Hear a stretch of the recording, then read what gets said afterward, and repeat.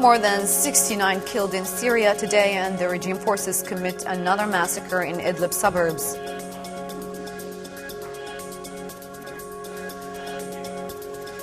The regime's shelling targets many civilians, and the anti-government protests fill the streets of Syria.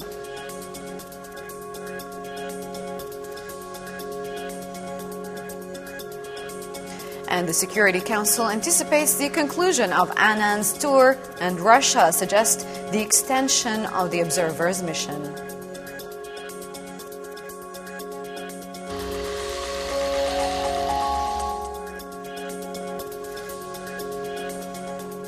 Good evening and welcome to Orient TV English News Bulletin. The Syrian Human Rights Network said that the death toll in Syria reached 69 today, 12 of them in the province of Idlib, where the regime forces committed a massacre against several dissident soldiers near the military airport of Taftanaz. And the ongoing military operations in Idlib and its suburbs did not stop the residents from going out in demonstrations condemning the escalating violence and the failure of the international community to stop the massacres committed by the regime forces for the past 6 months.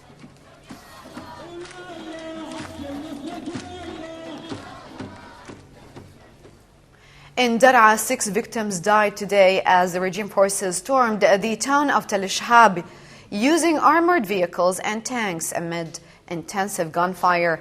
Also, the fugitive camp in Dar'a witnessed heavy shelling.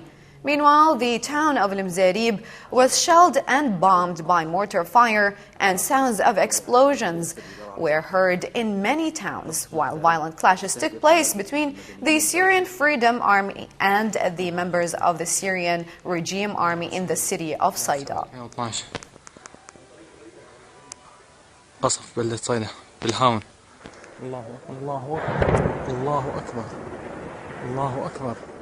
In Dar'a, the regime forces renewed its bombardment on the city of Al-Laja. This comes at a time where the regime's military helicopters targeted the village of Kahil, which resulted in destroying several buildings and injuring many civilians, some of which are in a critical condition. Dar'a al-Balad witnessed a massive spread in the security forces, especially in the neighborhood of Tariq al-Sad.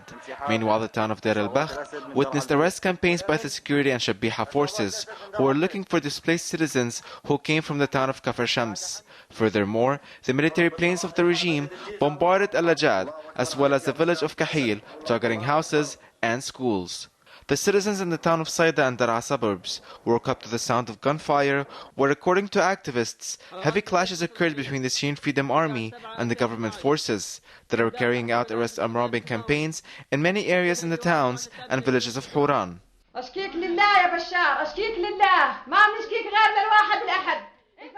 All of that came in conjunction with the mortar shelling and missile attacks on the towns of Al-Hirak and Busr al-Harir, which resulted in destroying several houses and injuring many civilians critically. Meanwhile, in Sheikh al-Miskin, the regime forces closed all roads in the city using sand in order to paralyze the movement of the citizens, at a time where the town of Al-Hara and Nimr witnessed invasions amid heavy gunfire.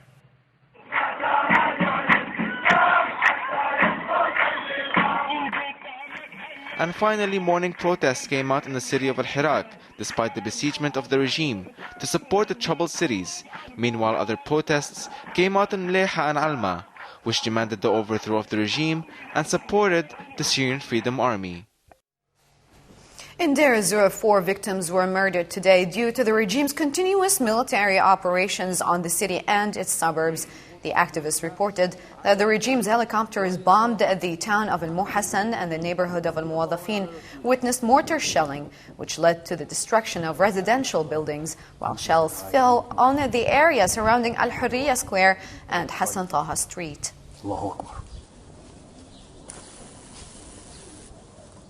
Al-Assad regime forces continue their military operations on the cities and villages of Deir ez-Zor from more than 3 weeks ago, while several civilians were killed and wounded.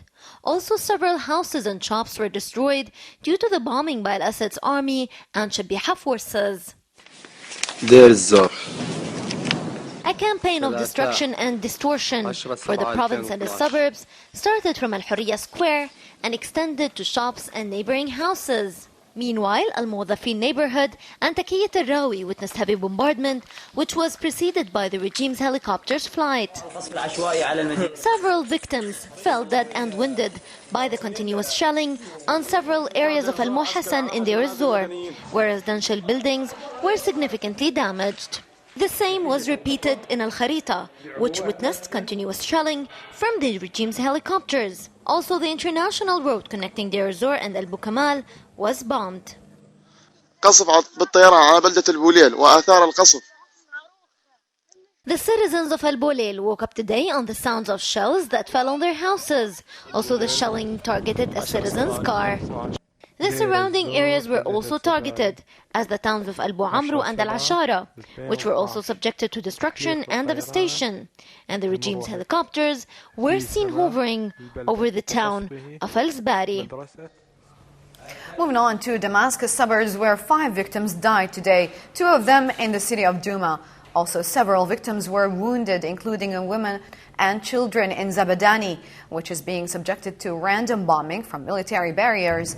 And several explosions were heard in different parts of the eastern Ghouta, as the regime forces surrounded Al-Zaytun Street and Al-Hikma neighborhood.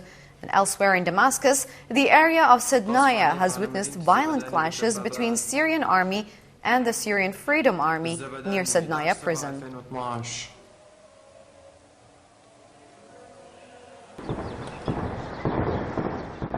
People in the neighborhoods of the capital Damascus woke up to the sound of gunfire, artillery shells and explosions, since the regime increased its military campaigns, which was retaliated by the Syrian Freedom Army, who has had enough of the regime's non-stop bombardment and slaughtering of the civilians.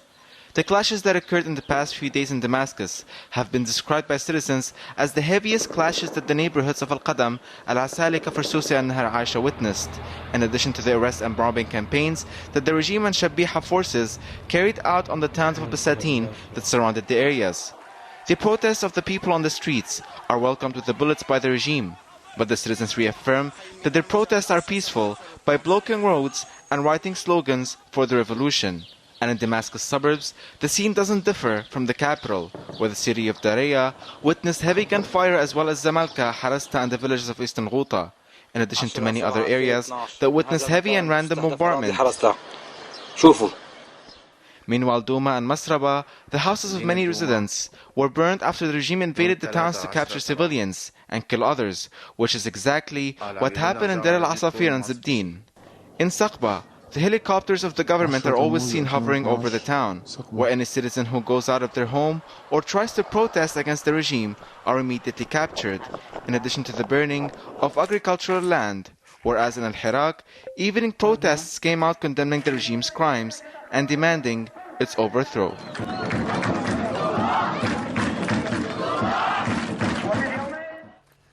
In the capital, Damascus, an explosion rocked the area of Al-Baramka. The center of Damascus and Al-Basatin area was exposed to a campaign of raids and arrests backed by massive military reinforcements.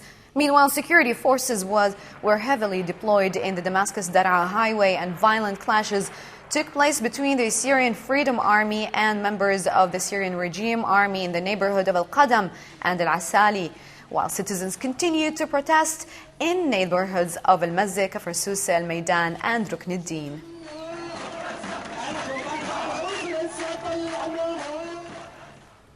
In another development, a military car was bombed today near the Ministry of Oil, and according to activists, the explosion killed the driver instantly. Meanwhile, military barriers were spread in Kafr Susi all the way to Daraya and Nahar Aisha, where many houses were looted and many citizens were arrested.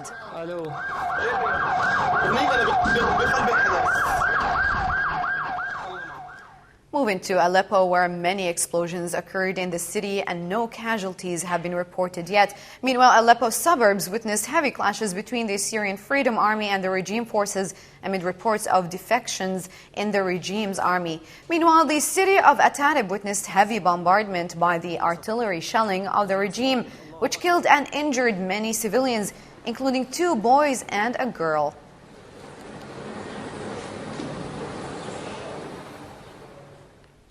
Staying in Aleppo and the suburbs, 4 victims were murdered, most of them in the city of Al-Atarib, which was exposed to the regime artillery fire. Meanwhile, artillery bombardment has been ongoing for more than a month on the city of Andan, where the citizens complained about the electricity blackout, the lack of water, and the interruption of all sorts of communication.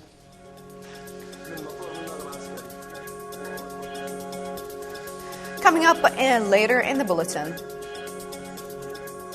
Annan continues his regional tour regarding the Syrian crisis.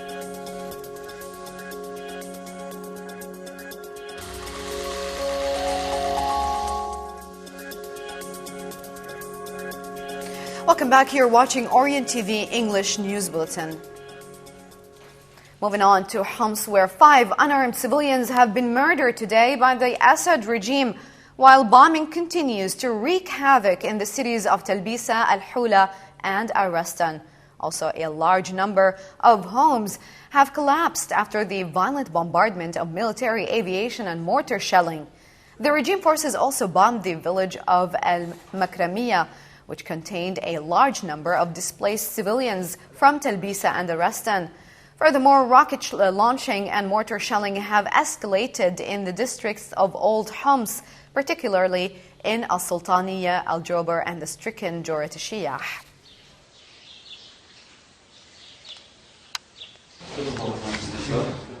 The brutal shelling continues on the people of Homs. The regime's forces have not had enough of murdering innocent civilians as they continue their daily fierce military campaigns against the innocent, unarmed civilians. Here in the city of Al-Qusayr, many of the civilians have fallen dead thanks to the regime's forces, where the conditions of the wounded victims is much more horrific than the sight of the murdered ones. Indiscriminate shelling did not distinguish between a home, a residential building, or a hospital. It destroyed everything it laid eyes on. The effects of mass destruction remain a witness in the terribly afflicted districts of Al-Khalidiyya, which until this day was not able to put out the blazing fires started days ago due to the military air and ground strikes, as residents affirmed.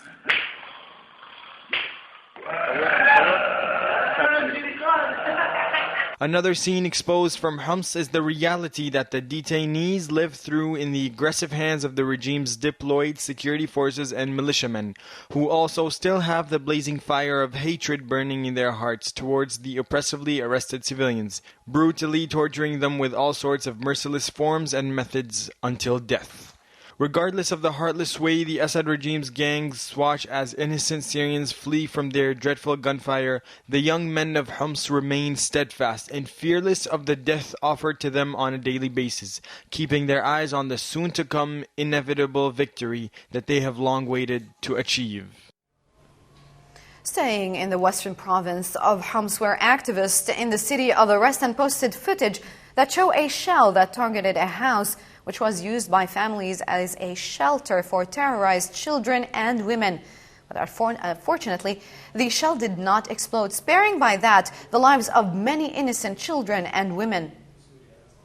11/7/2012 هذه هي القذائف دبابات 72 يقوم بقصفنا في مدينة الرستن، وهذه هدية لضباط الرستن الذين يقومون بقصف المدنيين في كل مكان وفي كل المحافظات والمدن والأرياف السورية. لقد نجى الله سبحانه وتعالى عشرات الأطفال. For more updates about Homs, we speak to Abu Rami, who is a spokesman for the Syrian Revolution General Commission in Homs. Abu Rami, good evening. Good evening for you. Can you please shed some light on the situation in Homs today until this very moment? Yes, sure.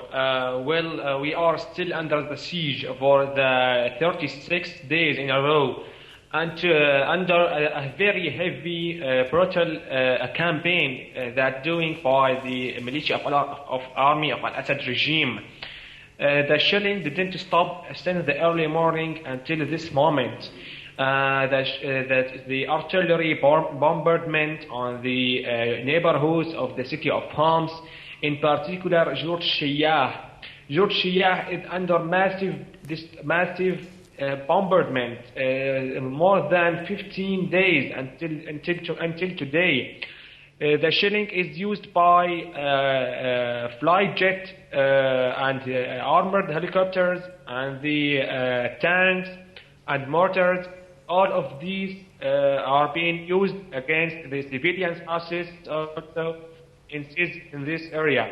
In addition, there are a lot of areas under shelling here today, like Jobars, Sultaniya, Al-Hula, Al-Rastan, Al-Kusur, Al-Karabis, Al-Khaljiyya, Al-Karamiya. All of these neighborhoods were under shelling also. A few hours ago, we had a news in Al-Rastan from the suburbs. Two children were killed by the mortars in Al-Rastan. These two children are from the same family. In addition, also, their father is a prisoner at the Syrian prisoners since 4 months ago until this moment. Well, also, the Old Homs district were under shelling too. Abu Rami, can you tell us if there is any activity by the Syrian Freedom Army at this point? Well, sure, yes. Without the Free Syrian Army, we will be arrested or will be dead. When I talk to you now, in Jorshiyah, the Syrian Army and militia of Al-Assad and security forces tried many times to crack down this area, but there is a fighting back between them and the Free Syrian Army. And until now, the neighborhood are standing tall for this moment, and the Free Syrian Army are doing their job by very well, but they need more armor, they need more support to defend the Assad regime and his gangs. Abu Rami, thank you very much for being with us. That was Abu Rami, a spokesman of the Syrian Revolution General Commission from Homs, with the latest developments in the city. In Hama, the regime's forces raided the village of Kaukab, forcing its residents to flee to safer neighboring countries, or neighboring areas rather. And for the second consecutive day, the city of Suran on the outskirts of Hama is still witnessing an intense military campaign with numerous types of armored military vehicles. On the other hand, the town of Mardis was exposed to invasive raiding campaigns, and activists from Shahshabo mountain cited images of the remains of a rocket that they described as dreadfully destructive after its launching on a residential building. The deployment of its forces in the neighborhoods of Hama province and its suburbs to impose a suffocating blockade on it. This comes a day after violent clashes occurred between the Syrian army and members of the Syrian Freedom Army. Meanwhile, activists reported last night flights of the regime's helicopters over the province and the spread of its security and Shabiha forces on the ground, backed by weapons and armor.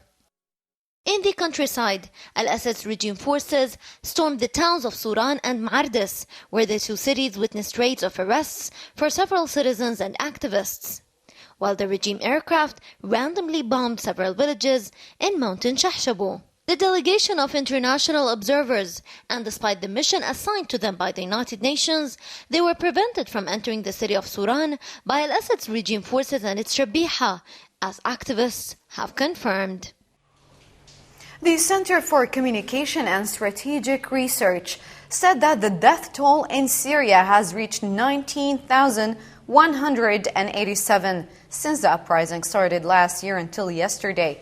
According to the statistics, the number of children killed reached 1,514, and the number of killed women reached 1,416, while 530 defecting soldiers have been murdered.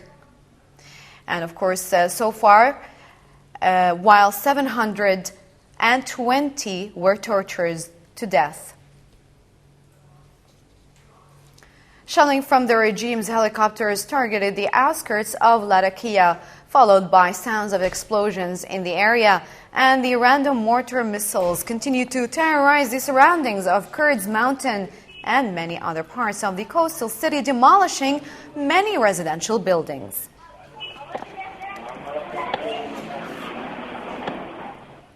In Sweden, the military forces of the regime intensified their security presence as never before, where dozens of military buses carrying military troops and weapons surrounded the squares and the main roads.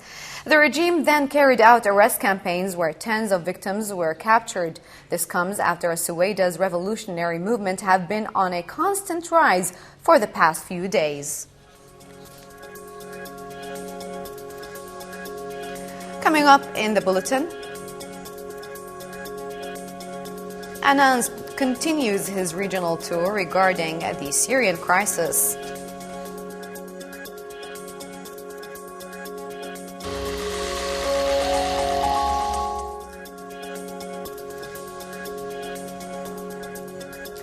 On the international political front, Russia has proposed a draft resolution in the UN Security Council to extend the mandate of the UN observers mission in Syria, but it did not include any threat of sanctions. The draft resolution stipulates the extension of the UN observing mission in Syria for 3 months, taking into account the recommendations made by the Secretary General of the United Nations, Ban Ki-moon.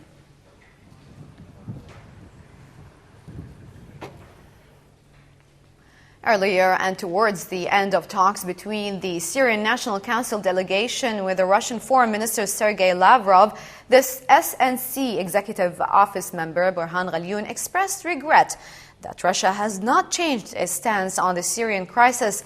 In the meantime, the president of the Syrian National Council, Abdel Basit Sida, said that the events in Syria are not just disagreement between the opposition and the government, but in fact a full-fledged revolution.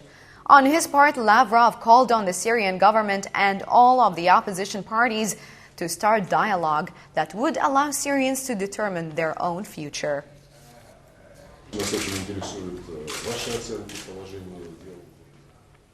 Kofi Annan has announced that he will brief the UN Security Council regarding the outcome of his negotiations in Damascus, Tehran, and Baghdad. Annan has mentioned that after his meeting with the Iraqi Prime Minister Nour al-Maliki, that his tour provided an opportunity for dialogue with Iran and Iraq to discuss the Syrian crisis and try to find a solution. The opportunity to discuss with the leaders concerned the need to do. The Secretary General of the Arab League, Nabil Arabi, said that Syria has entered the stage of civil war, criticizing the international community which failed to stop 6 months of continuous violence. He said that the Arab League had many attempts to resolve the crisis since it erupted in Syria, but did not succeed, noting that nothing new has happened until now because of the extent of what he called a flaw in the international law. British Prime Minister David Cameron said that he agreed with his guest, the French President François Hollande, to give Syria a new beginning without Bashar al-Assad.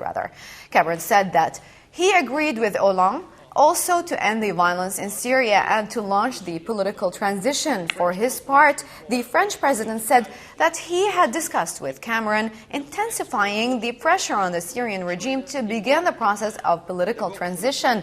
And he added that it is better to strengthen sanctions against the Syrian regime and seek to convince the Russians and Chinese that there will be nothing worse than prolonging the chaos in Syria, and that this will put their interest in the region at risk.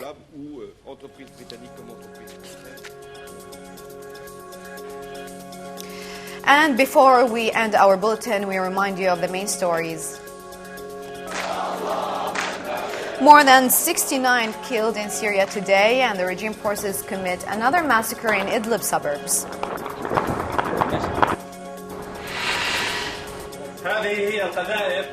The regime's shelling targets many civilians, and the anti-government protests fill the streets of Syria.